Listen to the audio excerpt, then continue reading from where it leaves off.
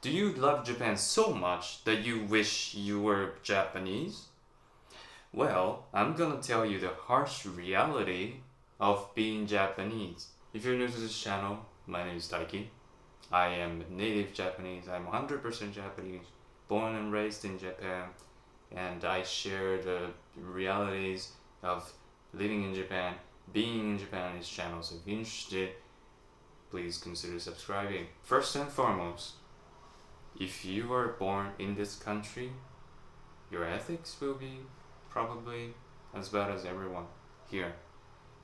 Many people still go to pet shops to buy animals like dogs and cats and hamsters and every type of animal you can think of. You would see owls being chained to like a log in a pet shop, and they can't really move around, and like very few people question the morality or ethics of that treatment of the owl, for example. And not gonna lie, although I am vegan now and I would swear I'll never go to a pet shop again, I didn't think that was unethical necessarily, because everyone else seemed to be fine with it. And now when I think about it, that's really insane. I'm sure you heard of this story before, but in Japan, typically, if someone is dying on the street, people would typically ignore the dying person and just go on their way.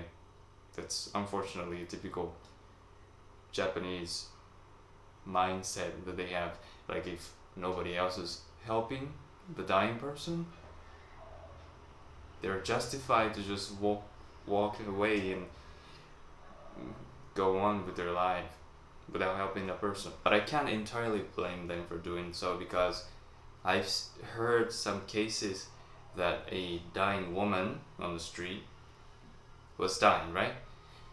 And there's AEDs, like a first aid, that you're supposed to have on your heart, right? And if you were to perform that AED, you have to tear down the clothes of the person.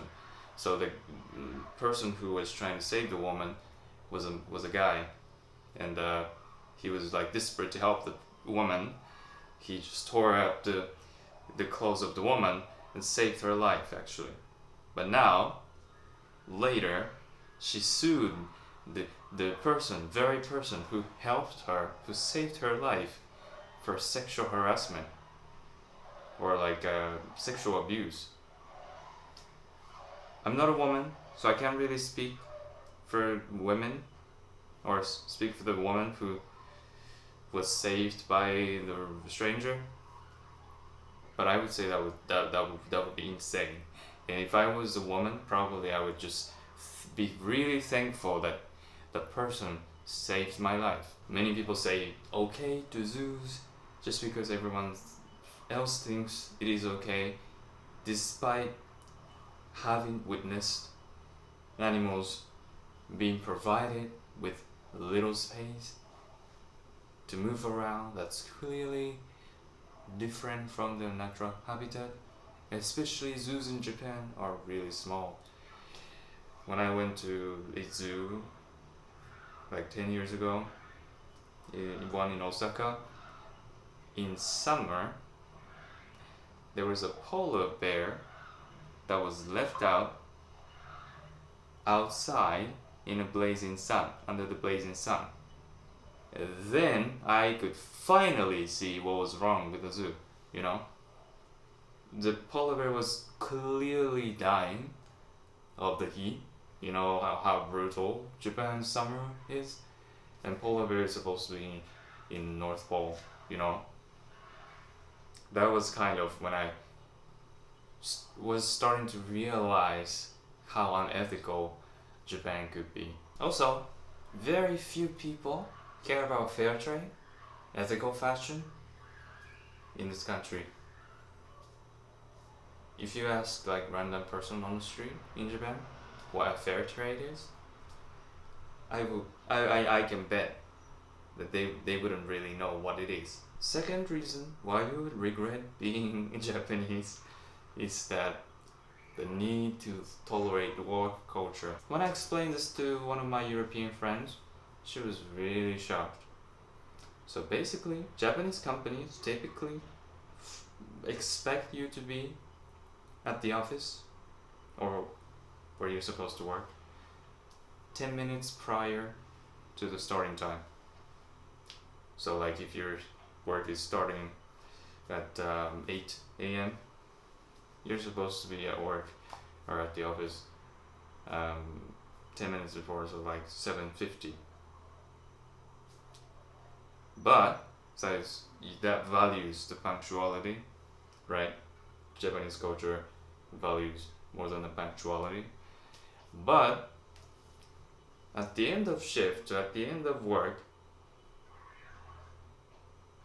you're not really supposed to leave the office at the exact time. For example, if you're working until like 7 p.m., you're not really supposed to leave at 7, but like, I don't know, 7:20, 7:30, something, depending on how much work you have left to do.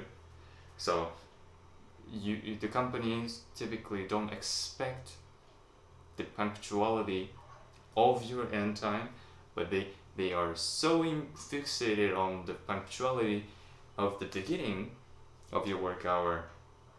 So the European friend, she was like, that's so hypocritical. And I was like, totally agree. So if you spoke any other language like English, Chinese, any other language, you will have opportunity to work abroad outside of Japan, which is good, which is excellent usually. And you would also have a chance to work in an international company, which is more ethical than the typical Japanese traditional company. But if you are like naturally 100% Japanese, if you didn't have a experience abroad, then you would likely end up speaking Japanese only, because English education in Japan is really bad. Few people speak English here in this country. So if you're like a naturally 100% Japanese, it is highly likely that you are going to have to endure or tolerate the brutal Japanese work culture. I was fortunate enough to learn English, and I was fortunate enough to learn how to teach Japanese. So like I'm one of the lucky ones. But if you're like Japanese, if you look Japanese, the Japanese culture, Japanese society, Japanese people expect pretty much to act, behave, think like Japanese, because Japan is a very collectivistic culture. And like if you're just being Japanese, people see me as Japanese, right? Japanese people see me as Japanese. They expect me to behave like Japanese. But at my heart, I'm not Japanese, as you can see. I am a Westerner in a Japanese clothing, Japan's clothing. But since I am Japanese, since I look Japanese, even if I lived abroad, if they are Japanese people, they will expect me to behave like Japanese. I mean, not everyone, but like most Japanese people I've met. And I don't like that. Which comes down to the collectivistic culture, leading to narrow perspective, narrow-mindedness. As I said, Japanese people are expected to think the same, act the same, sound the same even. So it is considered more preferable to conform. So most Japanese people live their lives mindlessly, without questioning their lives, without questioning their potentials. possibilities. Most people are convinced that they can't change their situations. They feel helpless. They are too helpless to even consider changing themselves, changing their situations, and very few people are into self-improvements and those type of stuff. Also, as I said, very few people speak English here because of the very bad English education in this country. So few people are willing to explore the world, so leading to narrow-mindedness. So what can Japanese people do? What can like-minded people do who resonate with the points that I gave in this video? Well, there's hope. Study psychology, understand yourself, read books. These are really important. These changed my life, despite the fact that I was narrow-minded also. But now I am a different person because of this education that I chose to study myself. So read books, understand yourself. Why is understanding yourself? Why is studying psychology really helpful?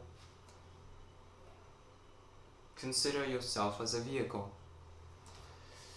If you don't understand your condition as a vehicle, for example, you're driving because you're a vehicle, you're headed to like where you want to go, for example, your goal, maybe you have a dream, but your engine starts to go funny.